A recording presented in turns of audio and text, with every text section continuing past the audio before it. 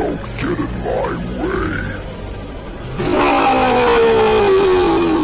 Oh, hey, I hope the intro was good enough. I honestly didn't know what to say or like what to put. Welcome to the video. This is the first time I'm using my voice and a script. So, I don't know. Pretty good, right? Okay. Fade into chapter 1. Ooh.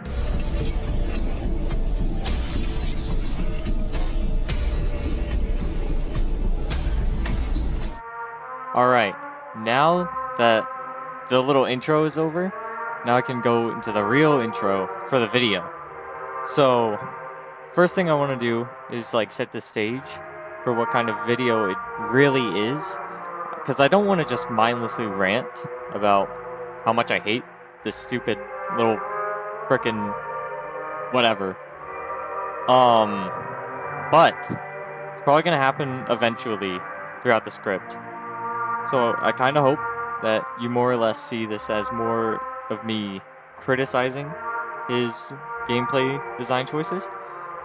But it's honestly fine if you don't, as long as I don't get like the Apo treatment. um, I'm fine with some people hating on the video because honestly, Brutum is a really popular character, so I'd expect at least one or two people to, hate on it. Enough of my ranting. I'm gonna skip over to the next part now.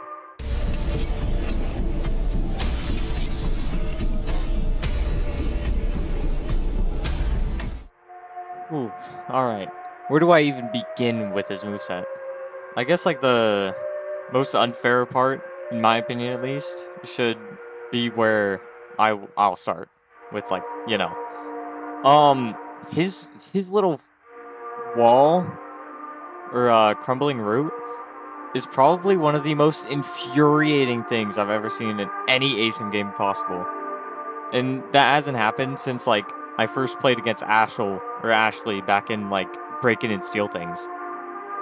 It's actually absurd. It also has an insane range of how far like you can, create it. Sure, there's like a little slight delay, the further it goes back. I haven't really noticed it honestly, but from my experience, it doesn't even matter that much. The wall itself is able to block off like a decent amount of things. The halls in Pillar Stronghold are really good. The most spots on E17B holding facility, and almost every spot in Ancient Dungeon. That, paired with its long range, is enough to be an instant area denial tool for like a rushdown monster. Genuinely one of the most mind-boggling things, or not things, design choices I've ever seen. Adding on to both of those things, it also has a decent range for the 10 damage to be dealt, along with the slight flashbang. It's pretty annoying. I could also be a decent amount away from it, and it would still hit me, which is vile. Put something on screen showing that if I have a clip of it.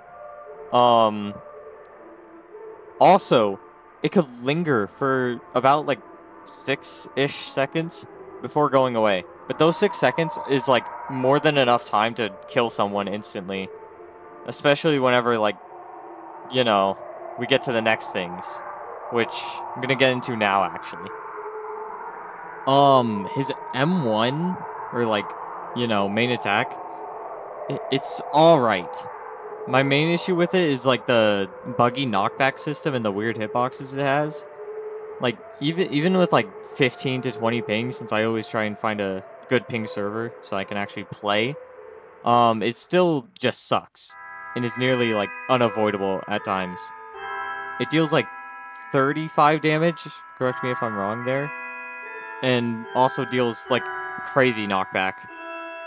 That like basically decides if a chase is winnable or not. You could knock them into a corner and like allows you to get a couple more hits on him, or you could like just not hit them at all and like they get blasted away in front of you. Something like that. On paper, the 55 damage plus knockback doesn't sound too bad, but whenever it's actually implemented in the game, it feels like hell to go against him. Not even mentioning the 20 plus damage buff that he gets after grabbing a survivor. You know what? Let's actually get into that right now since I'm practically done with the left mouse button. Whew. His, not POW hop, what was it? Goliathan leap? It's relatively the same as before, just jump whenever, or jump wherever your camera is facing, and go like a certain distance depending on where you looked. When landing, survivors have like a quick time event where they have to just jump. It's not that bad. Or they get stunned for like a second. Really, really balanced, honestly. They did a great job at that. But like, I have no issues with it, other than the grab. The grab is actually absurd. Like, if he quote unquote lands directly on top of a survivor, they will be picked up and put into a minigame where they have to press WASD keys whenever they get a little line going to them. I don't know how to really explain it, so I'm just gonna show it on screen. This for the survivor being held is honestly pretty good, unless he like takes you to a corner and drops you, which is it's only necessary in last man standing though, so it doesn't really matter. Irritating at how long you get grabbed though, with like such little effort put in by him. Like, all he has to do is like jump right on top of you, or quote unquote right on top of you. There has been multiple times where I just do not go near him at all and still get grabbed.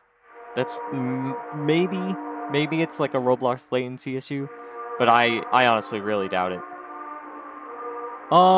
He does get stunned for like 2.5 seconds around there if you get out naturally by yourself, which is honestly really good. It allows you to get away.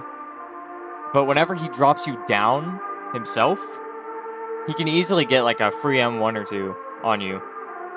All he has to do is like jump through a hallway and land where you're going to grab you and like put you in a 10 to 20 second minigame.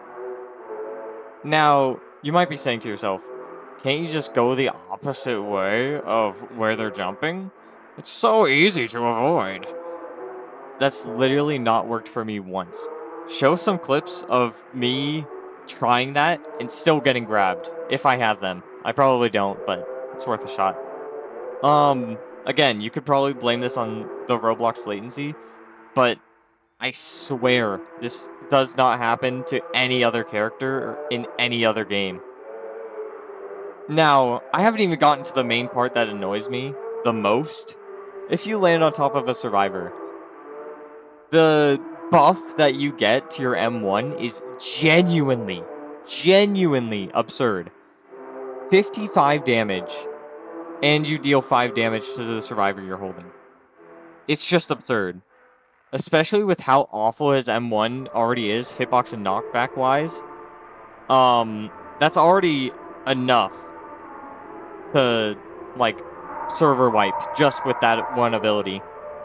I don't really have much else to say about that, so let's just get on into Charging Demise. Charging Demise is a pretty interesting ability, honestly. It has a great turning speed compared to Precode, and pretty good damage too. It also has a short windup, and afterwards he charges forwards with slightly higher sprint speed than, just slightly higher speed in general than his sprint speed. While using the ability, he also like drains stamina pretty slowly, allowing him to go pretty far with Charging Demise.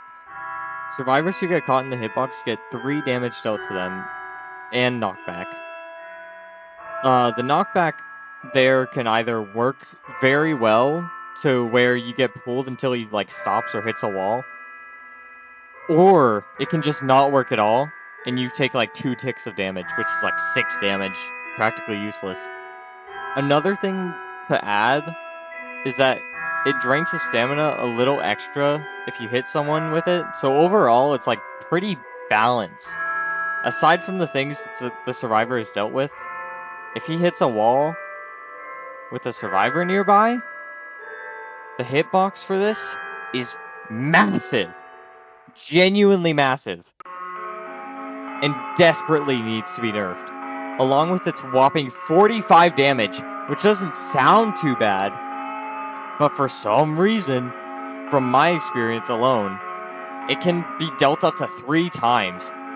It's definitely a bug, but it's worth noting. I've gotten down to like 10 HP, or even died from full health, just by accidentally getting caught in this giant radius it has.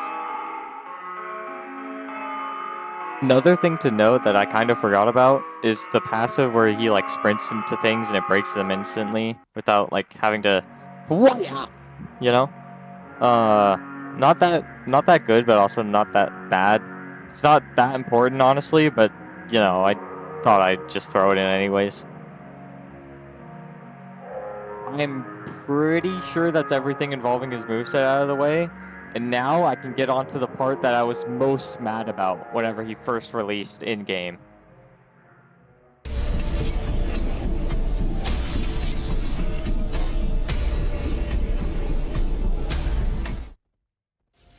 Oh my god. His milestone skins are horrible. I actually hate them so much. I don't even know what to like say about most of them because they're like so horrendously bad. I know that some people might actually like them, but I just do not see anything in them. Milestone 1 doesn't even look too different from his base design, which is honestly kind of expected. Most Milestone 1s don't really do that. But Milestone 2's colors are actually so disgusting. Along with like the weirdly shaped bag on his head, it just looks so awful. I hate it. The best part is about it, you can't even change the colors. You can't even like change the colors to actually work. Because sometimes, like, you know how like the little things just don't work sometimes? Yeah, you can't change most of the colors on him, which is so annoying. I hate it so much. His Milestone 3 is like Milestone 2 if it got even more disgusting though. I actually hate the skin so much. The orange and white just looks so ugly. Orange is one of my least favorite colors, so obviously I would hate it. But at least like you can change its colors to be better. Kind of makes it better than Milestone 2. I can't really tell, honestly. It just looks disgusting. Milestone 4 is obviously going to be the best one. It's a Milestone 4, but it just does not give off the vibes of like a Milestone. Let alone like the 4th one, the final one, the big one. It looks more like a legendary or ancient skin for pre-code. And I just hate it so much. You can skip over to chapter 4 now.